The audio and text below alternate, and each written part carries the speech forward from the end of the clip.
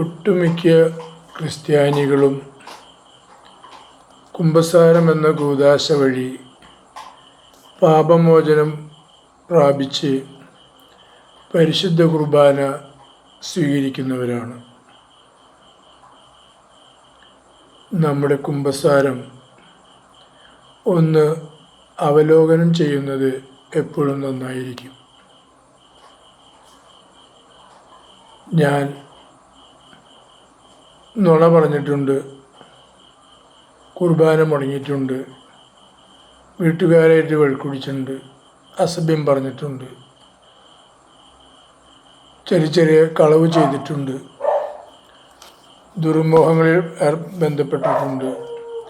ഇങ്ങനെയൊക്കെയാണ് നമ്മുടെ കൊച്ചു കൊച്ചു പാപങ്ങളുടെ ഒരു രൂപരേഖ. എത്ര ലാഘവത്തോടെയാണ് നാം അത് വൈദികനോട് ഏറ്റുപറയുന്നത്. കുമ്പസാരം എന്ന കൂദാശ വഴി വൈദികന് ദൈവം കൈവെപ്പ് വഴിയുള്ള അനുഗ്രഹം കൊടുത്തിട്ടുണ്ട്, അവകാശം കൊടുത്തിട്ടുണ്ട്. ഭൂമിയിൽ നീ കെട്ടുന്നതെല്ലാം സ്വർഗത്തിലും കെട്ടപ്പെട്ടിരിക്കും, ഭൂമിയിൽ നീ അഴിക്കുന്നതെല്ലാം സ്വർഗത്തിലും അഴിക്കപ്പെട്ടിരിക്കുമെന്നുള്ള അനുവാദം കൊടുത്തിട്ടുണ്ട്. അത് അവകാശമായിട്ട് വൈദികൻ്റെ കയ്യിലുണ്ട്. പക്ഷേ ഈ വൈദികൻ തരുന്ന പൊറുതി, മാപ്പ്, ക്ഷമ നമ്മളിലേക്ക് എങ്ങനെ കടന്നു വരും? നമ്മളിലേക്ക് ആ അനുഗ്രഹം, ആ കൃപാവരം നമ്മളിലേക്ക് ലഭിക്കാൻ നമുക്ക് അർഹതയുണ്ടോ? നമ്മുടെ കുമ്പസാരം പൂർണ്ണമാണോ? നമ്മുടെ ഈ കുമ്പസാരം മൂലം നമുക്കതിനുള്ള അർഹത ലഭിക്കുന്നുണ്ടോ എന്നെപ്പോഴെങ്കിലും ചിന്തിച്ചിട്ടുണ്ടോ? വാസ്തവം പറഞ്ഞാൽ ആ കൃപയ്ക്ക് നമ്മൾ യോഗ്യരല്ല എന്ന് വേണം തീരുമാനിക്കാൻ. കാരണം നമ്മുടെ കുമ്പസാരം ഒരു നടത്തു കുമ്പസാരമാണ്. ഈശോ ആ കയ്യാപ്പാസ് പ്രധാന പുരോഹിതൻ്റെ അരമനയിൽ നിന്ന് പത്രോസിനെ ഒന്ന് തിരിഞ്ഞു നോക്കി.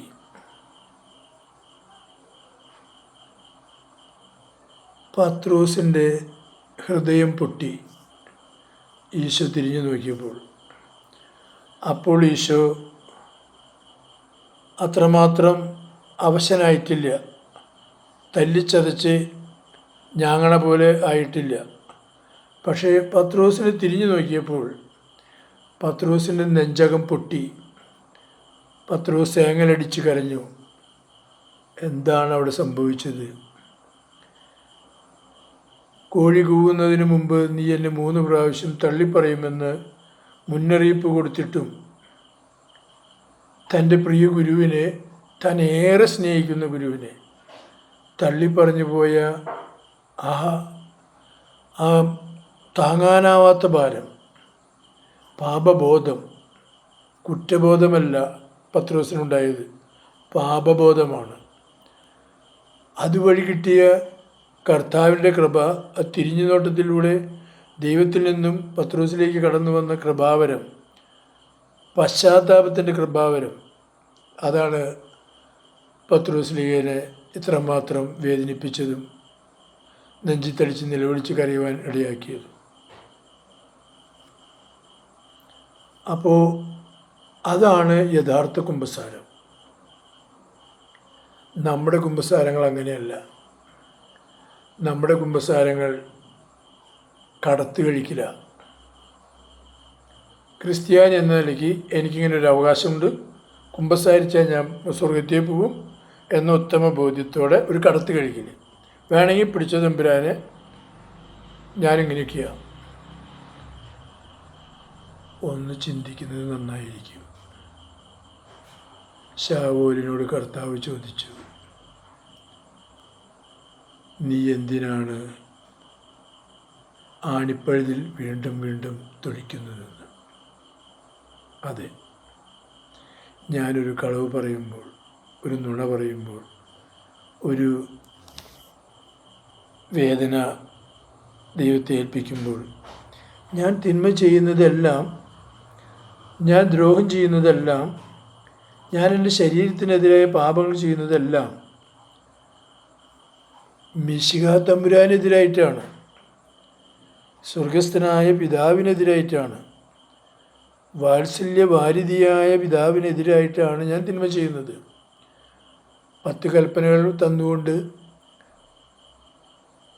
അത് പൂർണ്ണമായും പാലിച്ചു നടന്നവരാണ് യഹൂദജനം.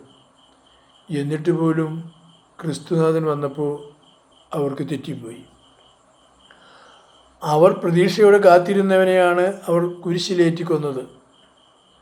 കാരണം മറ്റൊന്നുമല്ലായിരുന്നു, അവരുടെ സ്ഥാനചലനങ്ങൾ സംഭവിക്കാതിരിക്കാൻ, അധികാരം നഷ്ടപ്പെടാതിരിക്കാൻ, അവരുടെ അഭിമാനത്തിന് ക്ഷതമേൽക്കാതിരിക്കാൻ ഇവൻ മരിക്കണം. അതായിരുന്നു അവരുടെ നിശ്ചയം. നാം തിരിച്ചറിയണം, നമ്മളും അങ്ങനെ തന്നെയല്ലേ? അതുതന്നെയല്ലേ നമ്മുടെയും ചിന്താഗതി? പ്രിയ സഹോദരങ്ങളെ, നാം ഓരോ തിന്മ ചെയ്യുമ്പോഴും ആ ശരീരത്തിലെ മുറിപ്പാടുകളാണ് നാം തോണ്ടി വേദനിപ്പിക്കുന്നത്. നമുക്ക് വേണ്ടി, നമ്മുടെ അനവധിയായ പാപങ്ങൾക്ക് വേണ്ടി, എന്നെ തന്നെ ലക്ഷ്യം വെച്ചുകൊണ്ടാണ്, ഞാൻ മാത്രമാണ് ഒരു മനുഷ്യൻ ഭൂമിയിൽ ഉണ്ടായിരുന്നുള്ളൂ, ഈ തിന്മയിൽ ഞാൻ അകപ്പെട്ടു പോയിരിക്കുന്ന ഞാൻ ഏക വ്യക്തിയാണെങ്കിൽ കൂടി കർത്താവ് ജനിച്ച് മരിക്കുമായിരുന്നു. കാരണം പിതാവിൻ്റെ വാഗ്ദാനമാണ്. രക്ഷകനെ അവിടുന്നാണ് വാഗ്ദാനം ചെയ്തത്. ഇത്രമാത്രം സ്നേഹിക്കുന്നൊരു വാത്സല്യം. പെറ്റമ്മ മറന്നാലും ഞാൻ നിന്നെ മറക്കില്ലെന്ന് പറയുന്നതിൻ്റെ യാഥാർത്ഥ്യമാണ് ആ കുരിശ്. കാൽവരിയിൽ നിൽക്കുന്ന കുരിശ് അതിൻ്റെ പൂർണ്ണ രൂപമാണ്. എന്തുകൊണ്ട് തിരിച്ചറിയാനാകുന്നില്ല? അല്പസമയത്തെ സന്തോഷത്തിന് വേണ്ടി, അല്പം പണത്തിന് വേണ്ടി നിനക്കിതൊന്നും കൊണ്ടുപോകാനാവില്ല. നിന്നെ ഭൂമിയിൽ നിന്ന് ദൈവം മണ്ണിൽ നിന്നാണ് എടുത്തത്. ദൈവത്തിൻ്റെ ആത്മാവിനെ നിനക്ക് തന്നു എന്നുള്ള ഒരൊറ്റ അപരാധം മാത്രമേ തമ്പുരാൻ്റെ കയ്യിലുള്ളൂ. നമുക്ക് നമ്മുടെ സ്വന്തം ഛായയിൽ മനുഷ്യനെ സൃഷ്ടിക്കാമെന്ന് പറഞ്ഞുകൊണ്ട് പിതാവ്, പുത്രൻ, പരിശുദ്ധാത്മാവ്, ത്രിത്വൈക ദൈവം ഒന്നിച്ചു ചേർന്നുകൊണ്ട് ഏകമനസ്സോടെ, ആഗ്രഹത്തോടെ മനുഷ്യനെ സൃഷ്ടിച്ചു. ഒന്ന് ആലോചിച്ച് നോക്കിയാൽ എത്രമാത്രം പ്രിയപ്പെട്ടതാണെന്ന്. പക്ഷേ ആ പ്രിയപ്പെട്ട മനുഷ്യനെ ദൈവത്തിന് ഏറ്റവും പ്രിയപ്പെട്ടതാണെന്ന് അറിയാവുന്ന സാത്താൻ കൽപ്പന ലംഘിക്കാൻ ഇടവരുത്തി. കൽപ്പന ലംഘിപ്പിച്ചു, പിതാവിനിൽ നിന്നും അകറ്റി. ഇതുതന്നെയാണ് ഓരോ പാപം ചെയ്യുമ്പോഴും. ഓരോ തിന്മയും അനുസരണക്കേടാണ്. പിതാവിൻ്റെ വചനത്തിന് എതിരായ അനുസരണക്കേട്. വചനം ദൈവമാണ്, വചനം ജീവനാണ്, വചനം വഴിയാണ്, സത്യമാണ്, വചനം പുനരുത്ഥാനമാണ്. ആ വചനത്തെയാണ് നീ തള്ളിപ്പറയുന്നത്. നിനക്കിതിന് യോഗ്യതയുണ്ടായിട്ടല്ല. ഈ കുംഭസാരം എന്ന കൂദാശയിലൂടെ പാപമോചനം തരാൻ ദൈവം സന്നദ്ധനായത് ശ്ലീഹന്മാരോട് പറഞ്ഞു, നിങ്ങൾ ഭൂമിയിൽ കെട്ടുന്നതെല്ലാം സ്വർഗത്തിലും കെട്ടപ്പെട്ടിരിക്കും, നിങ്ങൾ ഭൂമിയിൽ അഴിക്കുന്നതെല്ലാം സ്വർഗത്തിലും അഴിക്കപ്പെട്ടിരിക്കുമെന്ന് പറഞ്ഞുകൊണ്ട് ദൈവം കൊടുത്ത ഈ മഹത്തായ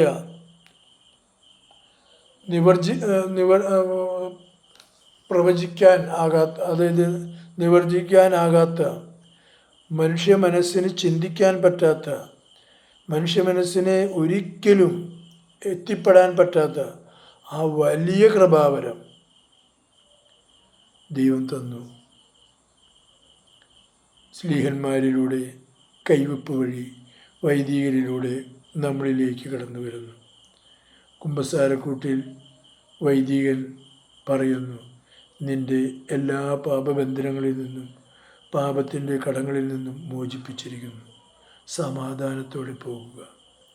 കുമ്പസാരക്കൂട്ടിൽ നിന്ന് ഏറ്റവും സമാധാനം കിട്ടാറുണ്ട്. യഥാർത്ഥത്തിൽ സമാധാനം കിട്ടുന്ന ഏതെങ്കിലും ഒരു സ്നേഹിതരെ കാണിച്ചു തരാനാവൂ? ആവില്ല. കാരണം കുമ്പസാരം പൂർണ്ണമായും കളവായിരുന്നു. ആത്മാർത്ഥമായിട്ട് ഞാൻ പറയും, വ്യക്തമായി ഹൃദയം പൊട്ടി നുറുങ്ങിക്കൊണ്ട് ദൈവസന്നിധിയിൽ ഏറ്റുപറഞ്ഞുകൊണ്ട് വൈദികൻ്റെ അടുത്ത് കുമ്പസാരിക്കാൻ ചെന്നാൽ വൈദികൻ പോലും പകച്ചു പോകും. ഒരു നേരം പറയുന്നത് മിശിഹായോടാണെങ്കിലും കേൾക്കുന്നത് മിശിഹായുടെ ശരീരവും മാംസവുമുള്ള പച്ചയായ വൈദികനോടാണ്. ഒരു നിമിഷം വൈദികനായി പോകും, മനുഷ്യനായി പോകും. കാരണം അത്രമാത്രം പാപിയാണ്, അത്രമാത്രം ദുർനടപ്പ്, പരസംഗം, പരദൂഷണം എന്നുവേണ്ട എന്തിനേറെ നമ്മുടെ കയ്യിലില്ലാത്ത സമ്പാദ്യമൊന്നുമില്ല. ഇതെല്ലാം കൊണ്ടാണ് നമ്മൾ കുമ്പസാരക്കൂട്ടിലേക്ക് പോകുന്നത്. എന്നിട്ട് വളരെ ലാഘവബുദ്ധിയോടെ വന്ന് കുർബാന സ്വീകരിക്കും. ഒന്ന് നിങ്ങൾ ഓർത്തു നോക്കിയിട്ടുണ്ടോ? നിങ്ങളോട് കൂടെ ഈ പെസഹ ഭക്ഷിക്കാൻ ഞാൻ ഏറെ കൊതിച്ചു. എൻ്റെ വാക്കുകളല്ല, മിശിഹായുടെ വാക്കുകളാണ്, പൊന്നു തമ്പുരാൻ്റെ വാക്കുകളാണ്. തൻ്റെ പ്രിയപ്പെട്ടവരോട് നിങ്ങളോടുകൂടെ ഈ പെസഹ ഭക്ഷിക്കാൻ ഞാൻ ഏറെ കൊതിച്ചു. ശിഷ്യന്മാരുടെ പാദങ്ങൾ കഴുകി ചുംബിച്ചുകൊണ്ട് തിരിച്ചറിയണം. ശിഷ്യന്മാരുടെ പാദങ്ങൾ കഴുകി ചുംബിച്ചുകൊണ്ട് തൻ്റെ സ്വന്തം ചുണ്ടുകൾ കൊണ്ടാണ് പാദത്തെ ചുംബിച്ചത്.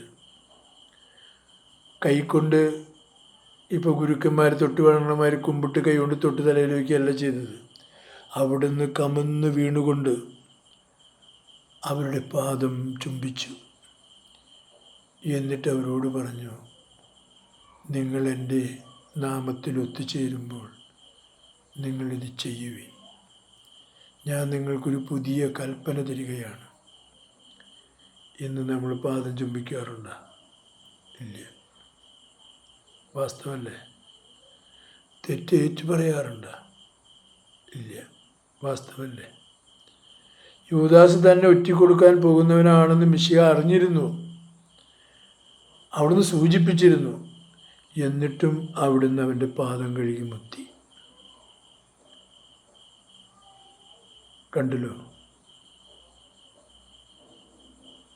കുരിശിൽ കിടന്നുകൊണ്ട് അവിടുന്ന് പ്രാർത്ഥിച്ചു പിതാവിനോട്. എന്തെന്നാ പ്രാർത്ഥിച്ചത്?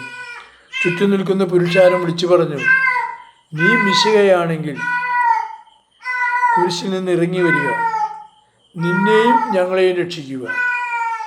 കാരണം അവരപ്പം തിന്ന് കൊതി തീർന്നവരായിരുന്നു. അവർക്ക് അപ്പമാണ് ആവശ്യമായിരുന്നത്. അവർക്ക് കർത്താവ് രാജാവായിരിക്കാനായിരുന്നു ഇഷ്ടം. കാരണം ഒന്നും അറിയണ്ട, ശരീരം അനങ്ങണ്ട, 3 നേരം അപ്പം തരും, വീഞ്ഞ് തരും, കുടിച്ച് തിന്ന് മതിച്ച് ജീവിച്ചാൽ മതി. ആ മോഹത്തിൻ്റെ കടക്കലാണ് തമ്പുരാൻ കുരിശിൽ കയറിയപ്പോൾ കോടാലി വയ്ക്കപ്പെട്ടത്. അപ്പോൾ അവരെ കൂടിപ്പോയി. എന്നിട്ട് അവർ വിളിച്ചു പറഞ്ഞു, നീ ദൈവത്തിൻ്റെ പുത്രനായ മിശിഹയാണെങ്കിൽ കുരിശിൽ നിന്ന് ഇറങ്ങി വരിക, എന്നിട്ട് ഞങ്ങളെയും രക്ഷിക്കും, നിന്നെയും രക്ഷിക്കുക. നമ്മളോട് പറഞ്ഞിരുന്നെങ്കിൽ നമ്മൾ അപ്പം ഇറങ്ങില്ലേ? കർത്താവ് ഇങ്ങനെ പറഞ്ഞു, പിതാവേ, ഇവർ ചെയ്യുന്നത് എന്തെന്ന് ഇവർക്കറിയില്ല. ഇവരുടെ അറിവില്ലായ്മയാണ് ഇവർ കാട്ടിക്കൂട്ടുന്നത്. ഞാൻ ഇന്ന ആളാണെന്ന് ഇവർ അറിഞ്ഞിരുന്നെങ്കിൽ ഇവർ ചെയ്യുമായിരുന്നില്ല. അതുകൊണ്ട് നീ ഇവരോട് പൊറുക്കണേ, ഇവരെ ശിക്ഷിക്കരുതേ എന്നാണ് പറഞ്ഞത്. പ്രകൃതി ശക്തികളെല്ലാം, സർവ്വജീവജാലങ്ങളും ദേവാലയത്തിൻ്റെ തിരശ്ശീലടക്കം വിണ്ടുകീറി നിലവിളിച്ചു. ദൈവപുത്രൻ കുരിശിൽ കിടന്നപ്പോൾ തൻ്റെ സ്വന്തം സൃഷ്ടിയായ തൻ്റെ രക്തം ശരീരം കൊടുത്ത് വീണ്ടെടുത്തുകൊണ്ടിരിക്കുന്ന തൻ്റെ പ്രിയപ്പെട്ട മക്കൾ അവർ ആക്രോശിച്ചു കൊണ്ടിരുന്നു, അവനെ ക്രൂശിക്കുക എന്ന്. ഇതുതന്നെയാണ് ഇന്നും കുമ്പസാര കൂട്ടിൽ നടക്കുന്നത്. നീ മനസ്സ് തുറന്നൊന്ന് കുമ്പസാരിച്ച് നോക്കുക. നിൻ്റെ ഹൃദയം തുറന്നൊന്ന് കുമ്പസാരിച്ചാൽ നിൻ്റെ സർവ്വ രോഗങ്ങളും അവിടുന്ന് വിടുതലാക്കും. നിൻ്റെ സകല പാപങ്ങളും ദൈവം മറക്കും. കർത്താവ് രോഗം ശാന്തി കൊടുത്തതെല്ലാം പാപത്തെ മോചിച്ചു കൊണ്ടാണെന്ന് ഓർക്കണം. നിൻ്റെ അനവധിയായ പാപങ്ങൾ ഞാൻ ക്ഷമിച്ചിരിക്കുന്നു. അവൻ രോഗവിമുക്തനായി, അവൻ്റെ രോഗം മാറി. കർത്താവ് ഞാൻ നിൻ്റെ രോഗം ശമിപ്പിച്ചു തരാമെന്ന് പറഞ്ഞില്ല. അവിടുന്ന് പറഞ്ഞിങ്ങനെയാണ്.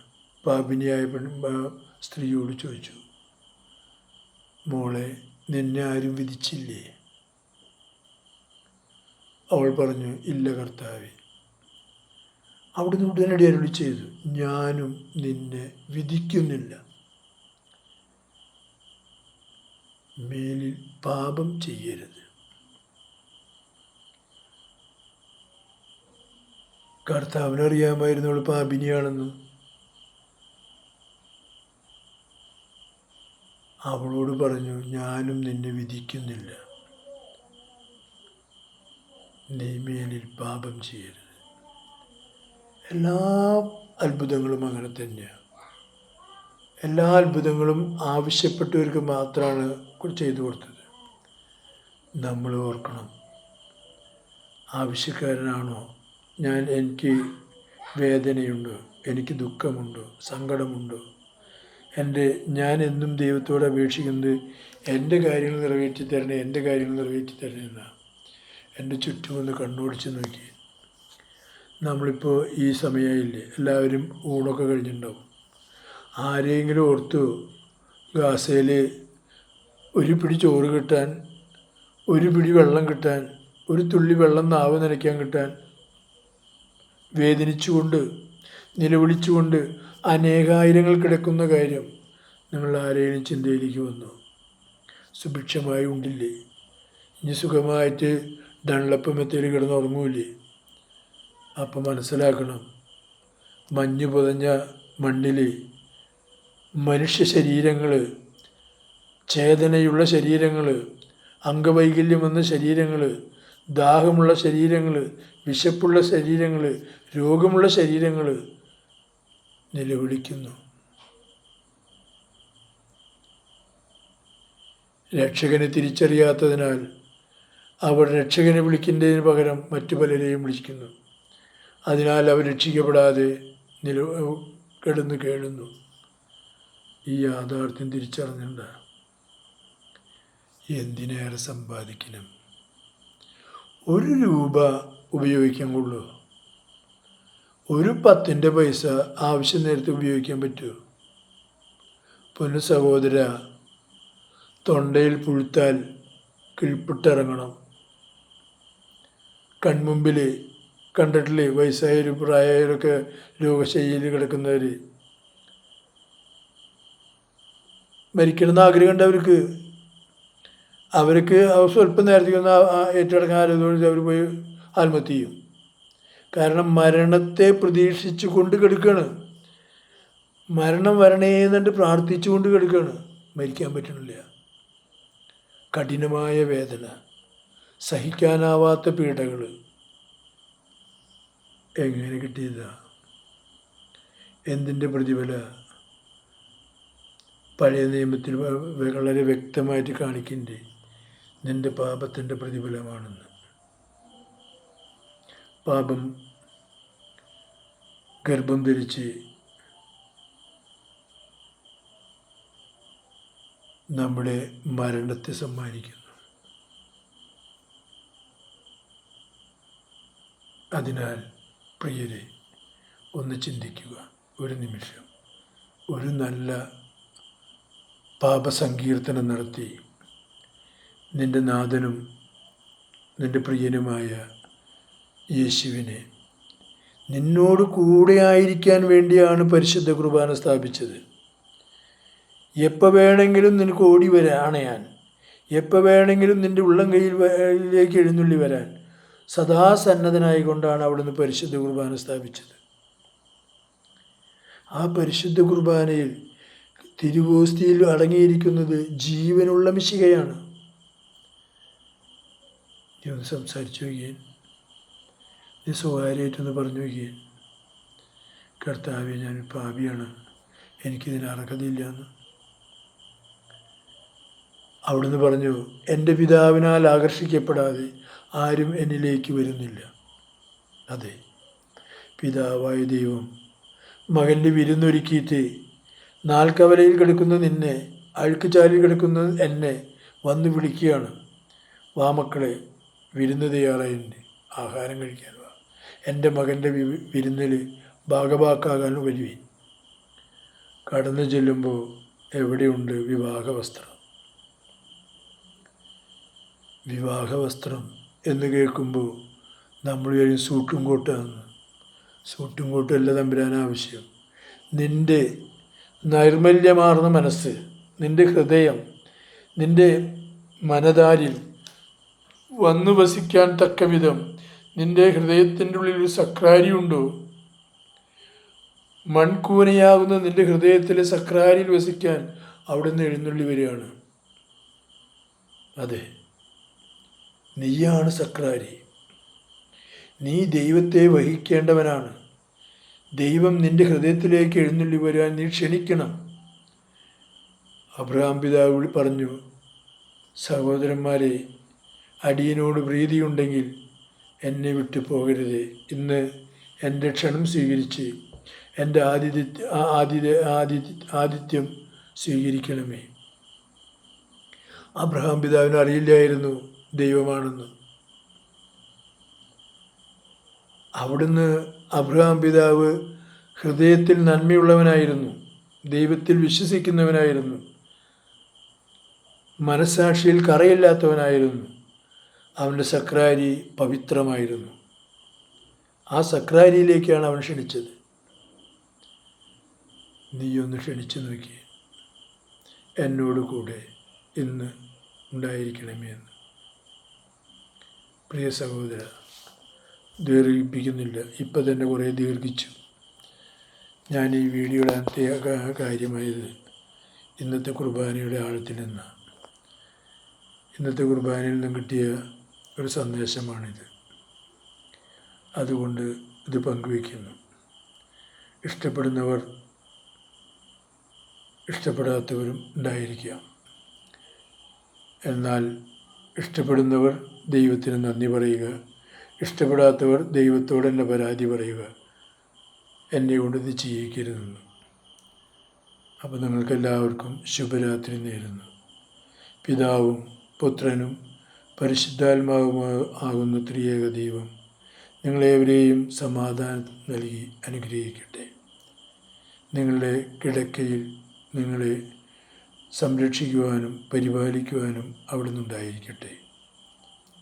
പരിശുദ്ധ ത്രിത്വ കാരുണ്യമാകുന്ന ഈശോയ്ക്ക് സ്തുതിയും കൃതജ്ഞതയും ആരാധനയും സമർപ്പിക്കുന്നു. പിതാവായ ദൈവമേ, അങ്ങേ പുത്രൻ വഴി ഞങ്ങളുടെ പ്രാർത്ഥന കേട്ടതിന് ഞങ്ങൾ അങ്ങേക്ക് നന്ദി പറയുന്നു. ഞങ്ങളോട് കൂടെ ആയിരിക്കണമേ. ആമേൻ.